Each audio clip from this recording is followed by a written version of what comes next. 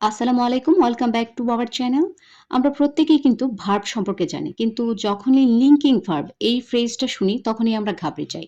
তো আজকের এই ভিডিওটি তাদের উদ্দেশ্যে যারা ভার্ব চেনো কিন্তু লিঙ্কিং ভার্ব সম্পর্কে তোমাদের কোনো ধারণা নেই। তো চলো দেখি এখানে কি লেখা রয়েছে।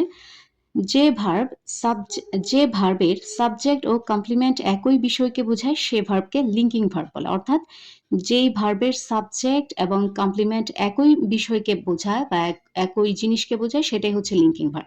এখন অনেকে বলবে যে কমপ্লিমেন্ট জিনিসটা কি? অ্যাকচুয়ালি কমপ্লিমেন্ট হচ্ছে সাবজেক্টের একটা ভিন্ন পরিচয়। তো চলো একটা উদাহরণ দিয়ে আরেকটু বিষয়টা ক্লিয়ার করি। যেমন যদি বলি আই এম আ ডক্টর। আমি একজন ডাক্তার। তো খেয়াল করো এখানে এম হচ্ছে একটি নরমালি আমরা জানি একটি ভার্ব, এটা হচ্ছে বি ভার্ব। আমরা নরমালি এটা জানি কি ভার্ব? Be verb. তো এটাকে কিন্তু আমরা লিঙ্কিং ভার্বও বলবো। এটা পরবর্তীতে আলোচনা করব। আগে এটা বুঝে নাও লিঙ্কিং ভার্ব। আমরা নরমালি জানি এম হচ্ছে একটি ভার্ব এবং এটার আরেকটি পরিচয় হচ্ছে এটি কিন্তু একটি লিঙ্কিং ভার্ব। ভার্বের অনেক প্রকার রয়েছে তার মধ্যে এম হচ্ছে একটি লিঙ্কিং ভার্ব বা এটা আবার বি ভার্বও। এখানে আমরা দেখতে পাচ্ছি আই হচ্ছে সাবজেক্ট। আই হচ্ছে কি সাবজেক্ট এবং doctor doctor. I am a doctor. আমি একজন ডাক্তার। এখানে ডক্টর হচ্ছে কমপ্লিমেন্ট। এখানে ডক্টর কিন্তু কোনোভাবেই অবজেক্ট নয়। ওকে? অর্থাৎ আমারই একটি ভিন্ন পরিচয় হচ্ছে আমি একজন ডক্টর বা ডাক্তার।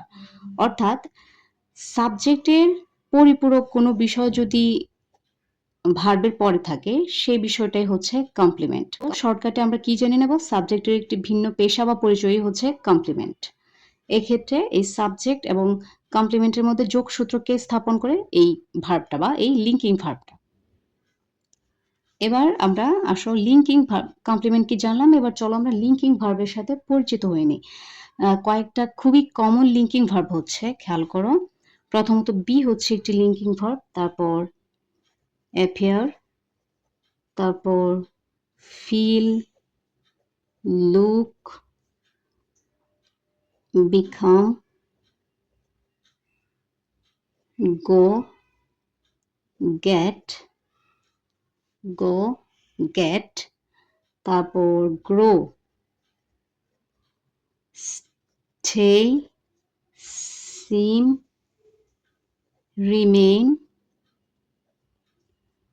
সাউন্ড,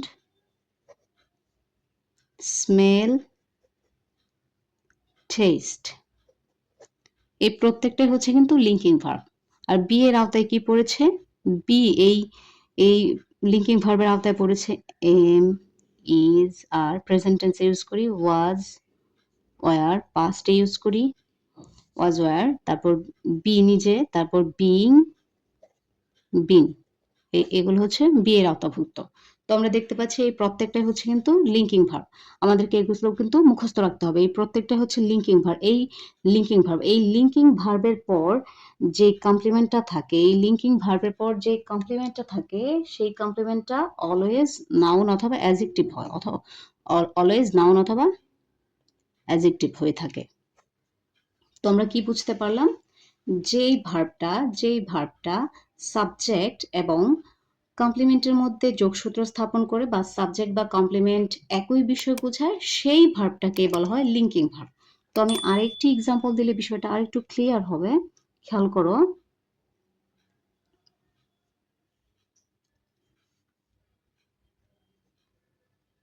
তানজিনা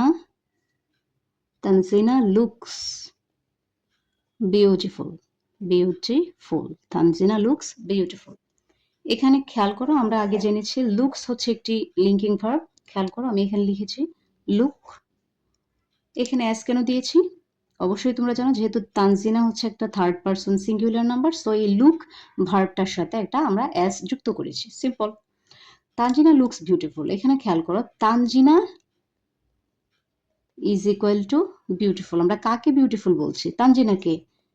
যে তানজিনা সেই তো বিউটিফুল নাকি?